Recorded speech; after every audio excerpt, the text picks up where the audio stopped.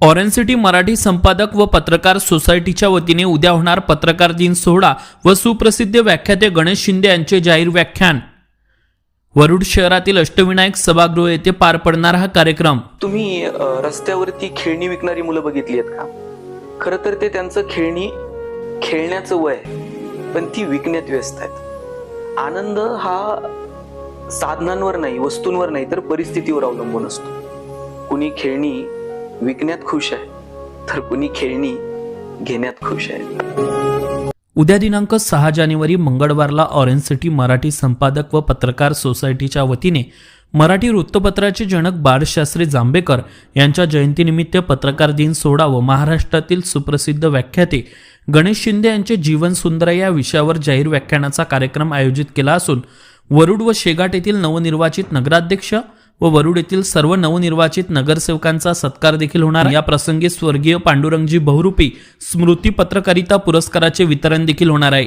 उद्या होणाऱ्या कार्यक्रमात महाराष्ट्रातील सुप्रसिद्ध व्याख्याते माननीय श्री गणेश शिंदे यांचे जीवन सुंदर या विषयावर व्याख्यान होणार असून जास्तीत जास्त नागरिकांनी उद्या दिनांक 6 जानेवारीला सायंकाळी 6:30 वाजता अष्टविनायक सभागृह येथे उपस्थित राहण्याचे आवाहन ऑरेंज सिटी संपादक व पत्रकार सोसायटीचे अध्यक्ष दीपक खंडेलवाल, उपाध्यक्ष स्वप्नील आजनकर, सचिव प्रदीप बहुरूपी, सहसचिव अविनाश बनसोड, कोषाध्यक्ष चंद्रकांत भड व सर्व सदस्यांच्या वतीने करण्यात आले आहे। Avinash Bansod, Amravati today news, Warud. आमच्याकडे एकाला झोप येत नव्हती, त्यानं सगळे डॉक्टर केले पण झोप काही येईना। डॉक्टरला म्हणलं डॉक्टर काही करा, पण डॉक्टर म्हणले बाबा माझे इलाज संपले, तू आणखी दुसरा डॉक्टर बघ। कंटाळला घरी निघाला होता आणि रस्त्याला एक महाराज बसलेले होते। महाराजांचे जाऊन पाय धरले। महाराज म्हणले तुला झोप येत नाही, मी काय करू बाबा? नाही म्हणला सगळे डॉक्टर झाले, महाराज काहीतरी उपाय सांगा।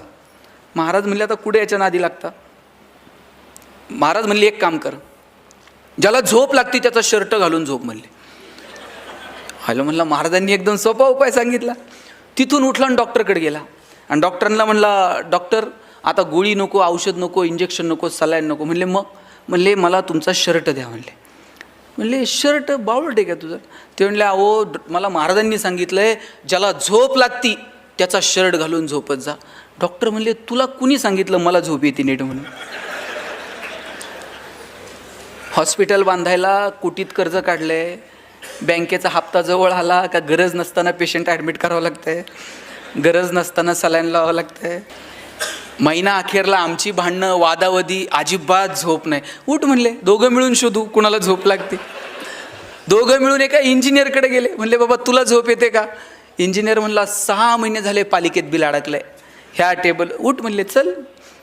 25 जण गोळा झाले पण एकाला सुद्धा झोप लागत नव्हती। शेवटी